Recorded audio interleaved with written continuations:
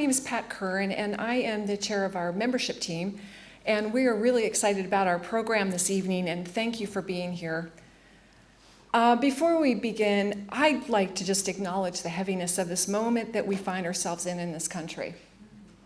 Like myself, you may be feeling a lot of despair, anger, and fear, watching the onslaught of chaos, cruelty, and corruption permeate our everyday news cycle. As fascism reigns in and Project 2025 comes to fruition, it's hard to know where to turn and what to do. These are difficult times, but I promise you, you've come to a community that is here to lift you up and our neighbors. I have been with Indivisible Tacoma since its early days, since 2017, and I have seen what this group can do in the face of great adversity and the hope it has given me to be part of such a conscientious, determined group of people to be change agents.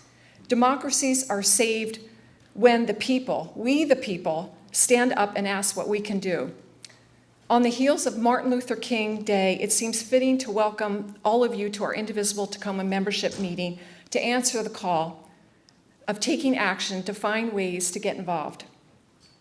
Can I get a show of hands of any new members that are in the audience today? Oh my gosh. Yeah.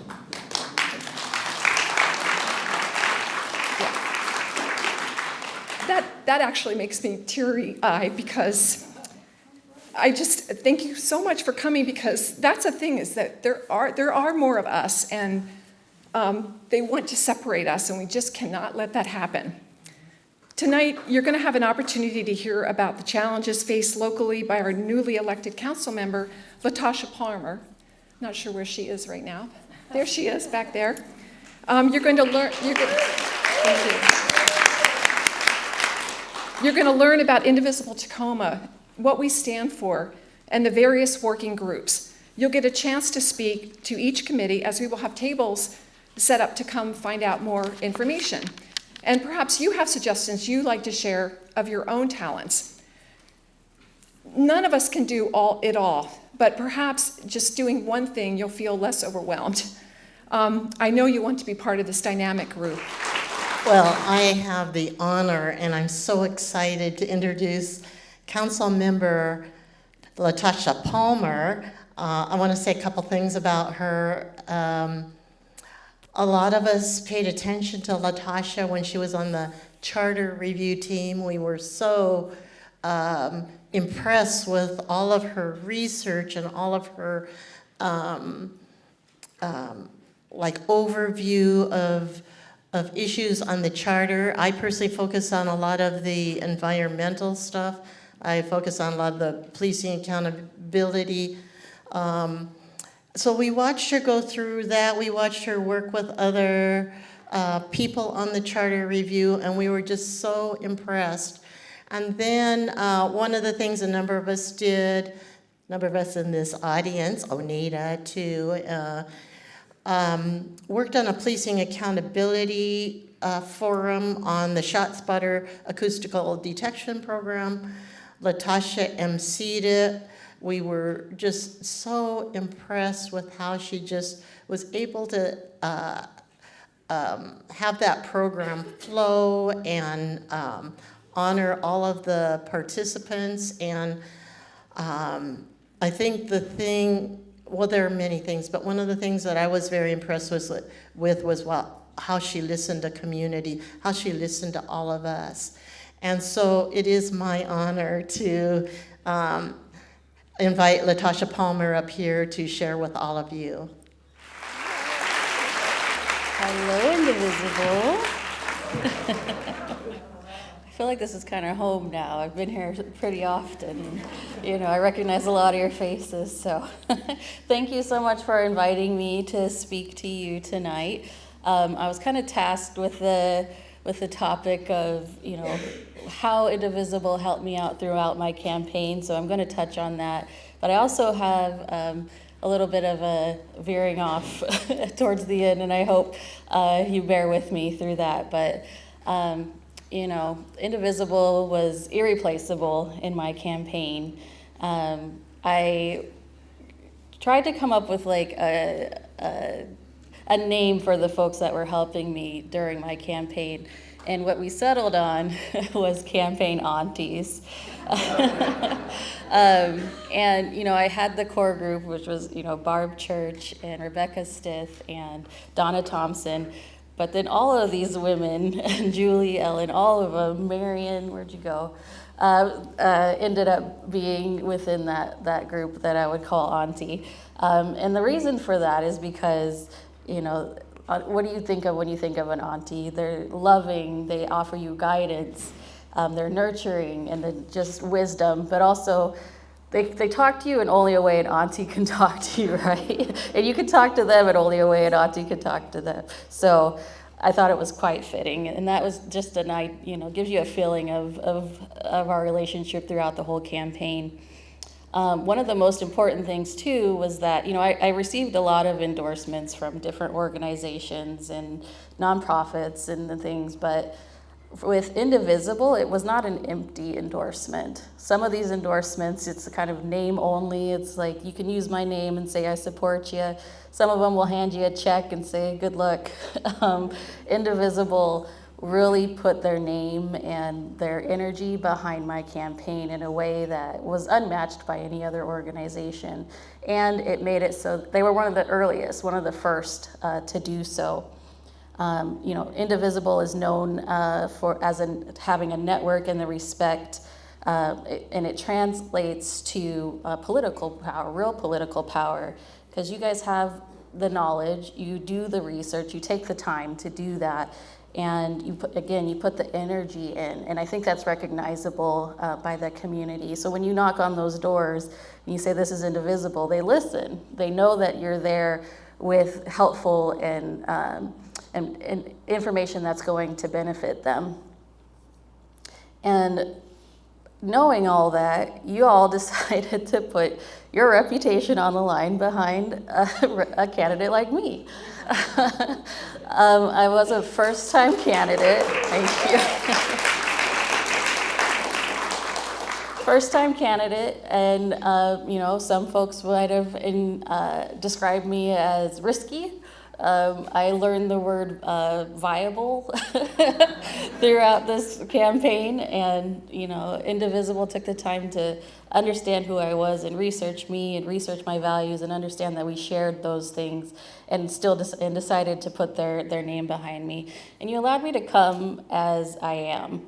I'm not perfect or polished, first-time candidate, and we did not agree on everything. I can think back to some calls to Julie where I had an idea about something I wanted to do, or she'd ask me my opinion on something, and her response would be, okay. And she let me do it, and she supported me through those times too, and it all worked out, right? So I think we learned and adjusted together, and that was huge. You guys were supporting multiple campaigns, not just mine. And so there was, how do we work out the knocking doors for multiple campaigns all throughout the city? Thousands of doors they knocked for all of us. And, there was a little bit of a learning curve there, but we made it through that. And then this was all done also through the organizing of other actions that you all were doing with the No Kings event and all this craziness that's happening at the federal level, right? So just the fact that I was part of that mix, it meant so much to me. So, and I learned from you, right? These women are unmatched when it comes to their energy and their work ethic, and there were days where I didn't want to go out and knock doors, but then I knew Marion or Julie were out there. And so I said, I got to get my butt up and out the door and knock on these doors. So I felt really supported that way. So again, I just wanted to thank you from the bottom of my heart. Groups like Indivisible, you guys just don't show up every 4 years. It's a constant thing with you guys. You build that political muscle year after year. And that matters because it means power is coming from the ground up, right? Not just from a party infrastructure. So on that note, I'm going to shift a little bit about a thought that kind of came up from what I've been hearing over the weekend with MLK Day, and I'll go into that a little bit more later, but I want to talk a little bit about our two-party system. So Indivisible's mission is to stop the rise of authoritarianism, demand real democracy, and hold those in power accountable. And we all know, do we agree that words and labels matter in this work? So there was a little bit of an issue during my campaign and other folks' campaign this last year, where there were folks that were running as Democrats in what I would say would be name only, right? The values and their ethics and the things that they purported to support were not in line with the Democratic values, but they knew in order to win that they would have to represent themselves as Democrats. And then what that does as well, it makes it so that voters assumed that those candidates have shared commitments to the workers, to housing security, to civil rights. And then when that alignment isn't real, it really erodes trust. And not just in the candidates, but in the party itself.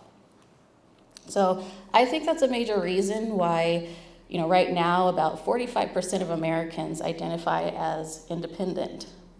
Only about 27% identify as Democrats and 27% as Republicans. So that means that the largest political group in this country is not represented by either party right now. And young voters in particularly express this deep satisfaction with both parties. If you have kids, grandkids, I'm sure you hear it. A lot of them just won't even register to vote because they don't feel like their voice matters or it's going to be heard. They're really frustrated. So my question to you is, when independents outnumber party loyalists and a party affiliation stops meaning what it used to mean, does it make sense to broaden our definition of viable candidates beyond only party candidates? So we're told that we have a two-party democracy, right? We hear that all the time. But most people don't actually get meaningful input into those parties. Especially when it comes to the primary candidates, we're just kind of told who there is to vote for, right? And then we're told then to fall in line when the general election comes around. And I think we can all agree that that's really not a full democracy. That's just managed choices. So that's why I think in Tacoma, we only see about 37% of registered voters vote. And then nationally, Congress has an approval rating hovering around 15 to 20%, yet about 95% of incumbents are reelected. There's a bit of a disconnect there, right? Something is deeply misaligned. And voters dislike the institutions, but they feel like they're kind of trapped with these choices. And we've heard about the spoiler effect, right? So third-party votes stealing from other parties. But consider this. Independent candidates aren't tied to party leadership. They aren't entrenched with the typical donor expectations or internal gatekeeping. And at the same time, if we look at the avenues of media that people are watching these days, it's a lot of digital media and kind of independent reporters, and not necessarily the traditional outlets that they used to be. So that means campaigns are they're won less through party machinery and more through trust and their networks and ground level engagement, which is something that Indivisible does very well, right? So what this campaign made really clear to me is that people are ready for something different. I don't think I would have won if people weren't ready for something different. The fear that's been keeping people locked into the two-party system, it's really outdated. The numbers show that. The numbers don't support it anymore. And we have the people power to demand our parties do better at fighting for our shared values or move aside. So in conclusion, my ask for you. So I was inspired to bring this topic up to you today after listening to MLK's speeches. I went to about three different MLK events this weekend. And where he encouraged his audience not to limit their imagination to what is, but to what is right and what should be. and he urged us to recapture the revolutionary spirit and challenge the status quo. So when we think about progress and democracy and accountability, just like you did when considering supporting an underdog like me, I think we have to stay open and curious. And labels and definitions are changing, we know this, and this unique time offers the possibility to reshape our institutions, including possibly our political parties. So I know we need respected grassroots organizations and well-connected aunties to play a vital role in guiding and supporting us in this innovative work. Thank you. Thank you for all those kind words about Indivisible Tacoma. We really appreciate all that you said. And one of the things that I want to bring forward out of what she said is the idea of our political muscle. And one way to assert your political muscles is to learn more about Indivisible today and learn more about ways to get involved. So thank you for coming, and I want to let you know about Indivisible as far as its umbrella. So Indivisible is, as you may know, a national organization. It is dedicated to defeating right-wing agendas and building an inclusive democracy. They've been active since 2016, and so the national level, it helps us with strategic leadership. And then we also have a leadership group here just for Washington State. And in Washington State, it's called WIN. And then, so one of the main things they do is an organization you may have heard called TAN, or Take Action Network. You're going to hear about that several times today. That's one of the easiest ways for you to get involved and to support the legislative action and other political actions, both nationally and in our state. And that stands for Take Action Network. And you'll find it on our website, and we'll talk about that some more later. And then now I'd like to tell you a little bit about Indivisible Tacoma. If you're not aware, you've heard a whole lot from Latasha already today, but I wanted to let you know we are grassroots, we are local, we're all volunteer. We're not limited to just Tacoma. We do activities throughout the Pierce County area. We have 8 main teams that work together, and you're going to hear more about those teams in a minute. I have also posted our mission statement up there. We have revised it just slightly, so it might be new to you, and I wanted to make sure that you had that. So I'm going to let you read through that real quickly.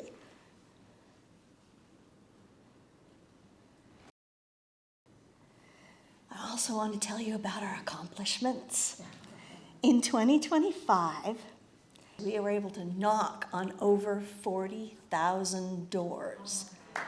Is that, 20,000, I said 40, did I say 40,000? Oh my gosh, I'm just doubling. Okay, so that's a goal for next year. 20,000.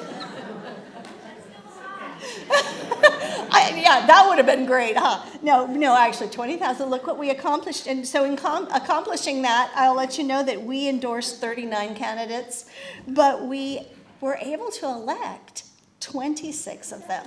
So I think 20,000 was enough then. We also handed out over 10,000, and I do think that number is too low, of the voters' guides. And I know you all have had that. We read. Huh? Count the doors and then the others. There you go. There we go. We're getting close. So this group also, these 8 groups also were able to table at 21 different events throughout our community. So that's a lot of events that we were able to meet and greet different people in the community, pass out information about candidates, and pass out information about important things happening in our region. And we also did 27 different events. So events like this tonight, events like our social pizza party, as well as other protests and things that we were involved in. I also get to talk to you about our first group, and that's the Legislative Action Group. This is a group that in preparing for this, I learned more about. I did not know much about this group. They are extremely active and extremely vital in the actions that they take. So this group identifies priorities and influences legislation. They coordinate with allied groups. They facilitate in the use of the Take Action Network, so there's their influence, and it's the way that we contact with representatives. We've engaged this year in 2025 with Patty Murray, Senator Maria Cantrell, Representative Marilyn Strickland, and Representative Emily Randall. So we were busy working with many of the elected officials in our state. So here's some of the issues that team worked on. They worked on healthcare and improving the policy improvements, housing and transportation, education, workforce development, environmental policies, immigration, and many other important legislative issues. So this team meets monthly on Zoom. And you see there's the Take Action Network symbol again, if you want to pull out your phones and contact into that right now. As far as volunteering for this group, of course, joining the Take Action Network and putting your input in, and also by tracking bills through that. And now I'd like to introduce Janeen, and she's going to talk a little bit about the elections team. Hello, I'm Janeen Provazic, and nice to see everybody. My goodness. I'm on the elections team, and so it was nice for me to be able to speak about this team. The purpose is to gather information about candidates, and so we promote those who align most closely to our values about democracy, justice, and environment. We recruit and mentor candidates, direct campaign work like strategic analysis and prioritizing. We sign wave and get involved in other promotional activities to help get candidates elected. We host candidate forums. We create voter guides about the candidates. We pass out flyers about candidates and about Indivisible Tacoma at marches and community events. We door knock a lot and we have drivers that door knock to drive the door knockers to meet voters. I'm not going to read all of this, but I will talk about the volunteers. You can join a door-knocking team within your community to help. You can help do research and endorse candidates. You can help create and distribute voter guides. And how we meet is the election team meets usually bi-weekly at a local library. We'd like to do it in person. We also communicate via email. And after this, we talk about these, you'll have tables, and you can go up to the election team table and find out more. And I believe you are next year. I do get to talk about the next one of our teams, and that's the voter registration and involvement team. And I serve as a volunteer on this team. It's a great group of people. This team hosts Indivisible Tacoma booths at community events in Pierce County. We did 21, and there are 51 volunteers that work for this group. So different people coming and volunteering at the different events, and yet there's room for more. So one of the things you do is you talk about candidates. You also talk about public policy issues, events, and also promote the meetings that we do at Indivisible. So those are some of the things you do if you volunteer at a table. You also promote voters registration. We have a lot of information about if you don't have a regular address, or if you have something else that has made you feel you were not eligible to vote. We help inform the public about their rights. Our goals is to maintain this wonderful operation of all that we were able to accomplish in 2025, and then also our needs for support in 2026, help with the voter engagement, outreach, focus, and some more help as we go into the election cycles. As you can see, we're a team with strong system and a great group of people. Team communication and commitment. We don't meet regularly. We have emails that come out, and we use a Google Sheet where you sign up for a tabling event that you want to participate at. When you do sign up, if you're new, you always volunteer with an experienced tabler to help show you the way. Also, one of the things I found very helpful is one of the steering committee always gives you some talking points so you know what you have to say, as well as present the literature that you're provided. And so that's what I wanted to tell you about that group. I really enjoy being part of that group, so I'm hoping some more of you will sign up with us. I also get to tell you about our National Action Team. Our National Action Team is one of our newest groups.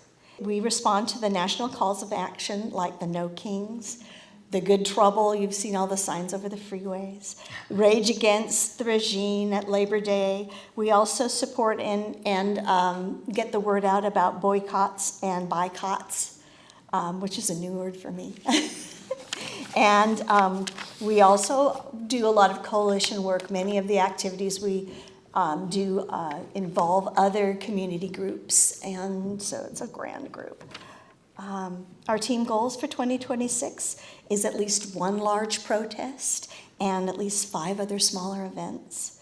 We want to build our teams and sub-teams to build more capacity, and we want to develop better protocols for emergency and urgent actions. So about a week and a half ago, Renee Nicole Goodman was killed, and I think you're all aware of that. We were all moved by that. It was horrible. Indivisible Tacoma, even though we have not completed our protocols for such actions, we were able to get a pretty good contingent of people out at a counter rally the very next day, and we also attended more than 3 other rallies over the course of that weekend. We hope to really build capacity there so that when there's something that needs an immediate action, Indivisible will be there to support the community so that they can.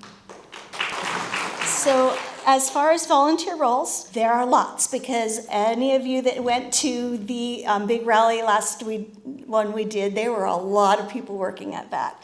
So we need more people to work on our safety and first aid tents. We need more people to help with some of the art, because we always try, Indivisible tries to make them all of our events family friendly. So we always try to have something for children, and something, if you get overwhelmed, there's something you can do that is to help you refocus. We also need help with outreach and event promotion, set up and tear down, photos, videos, and many, many more actions. This group mainly meets, this group is going to meet monthly by Zoom, and you see you there in the red box. Our first meeting is coming up January 27th, and that's really exciting. We also do a lot of communication on Signal and email, especially as we're getting ready for a big event. And there's also here today going to be a subcommittee on this group. Our face painting subcommittee is looking for volunteers, and so when you go around to the tables, you'll have an opportunity to sign up to be a face painter. Janeen is going to talk to you about our communication team. And I don't do face painting, but I do communicate. The purpose of our communication team, this is a really important team. This involves the writing, designing, and implementation of all emails, the website, printed materials, and social media. You have to be techie. It's a small team of people with specific backgrounds in graphic design, websites, marketing, and social media. Let's see, what else do I want to say? We have a newsletter that comes out that kind of announces meetings coming up, things in the community, events in the community that might be important to be involved in. The accomplishments in 2025, they greatly increased engagement on social media and brought on some new volunteers with graphic design and marketing backgrounds, updated the newsletter, and established better connections with allied organizations.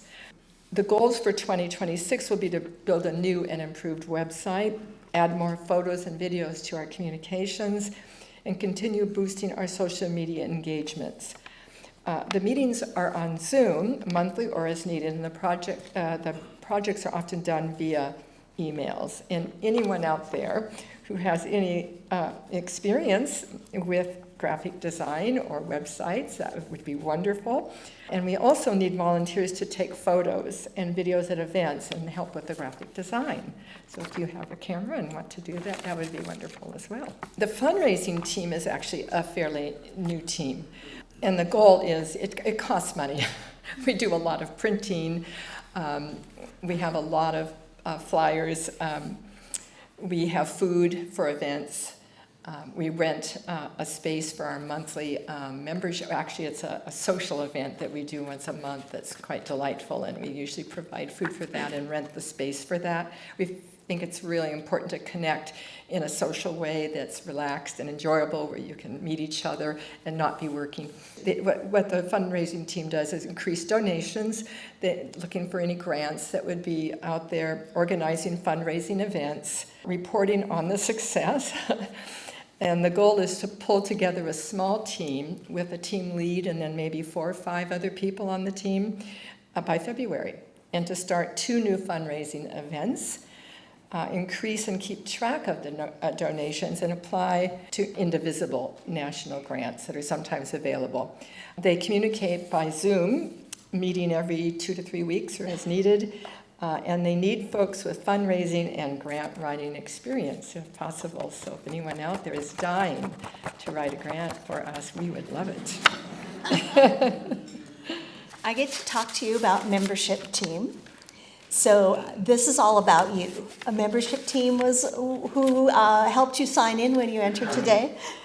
So membership team, it helps people get involved. We maintain the membership list. So yeah. Computer skills are helpful. They contact new members. We send out welcome letters, phone calls, and texts. They help organize the social events, and you may see me at a lot of those. That's one of the areas I volunteer. Membership and involvement is the heart of our movement. So without members, we would be nowhere, that's for sure. Social event group is a subgroup, and that's one that I work on. We provide basic logistics for our monthly meetings and socials, so the food, the registration, the pass the hat bins, all those kind of basic things that keep these meetings going, and then we also support the socials. So yes, it's kind of the warm fuzzy group. As volunteers for the main body of the membership, we could really use help building relationships, connecting with the new members and volunteer teams. They communicate through email and text and Zoom meetings when needed. As far as the social events subgroup, we need greeters, organizing refreshments, set up and take down, the basic stuff. And I get to tell you about our last group here, coming soon. Immigration and Action Team. Now, really, this is something that Indivisible has been wanting to do, but when you look at all the different teams we have, we need to build capacity in order to start another new team. We just recently started one, now another. We need more people so that we can all still live lives and yet volunteering and get this important work done. Over on the chair, I do have right there, thank you. So we have the information if you really want to sign up for this team when it gets started, putting your name on that sheet. It's just sitting on the chair. We don't have a lead. We don't have anyone to talk to about it because it's brand new. But we wanted to let you know that is coming. So I get to do the conclusion.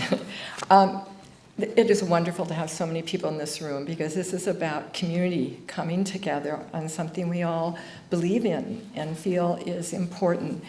We're one here. We all want to feel safe and healthy and accepted, and this is what it takes. So I want to thank you all for joining us tonight. I hope this was helpful information about Indivisible. And we do have a refreshment table with some food. We hope there's enough. So please feel free to go over there. And we have all these tables with the different teams that we just talked about. And we encourage you to go and check them out. We really could use more volunteers, and we will help you feel welcome in this. We will help you find a place that works for your skills or your interests. That's one of our goals. So thank you so much.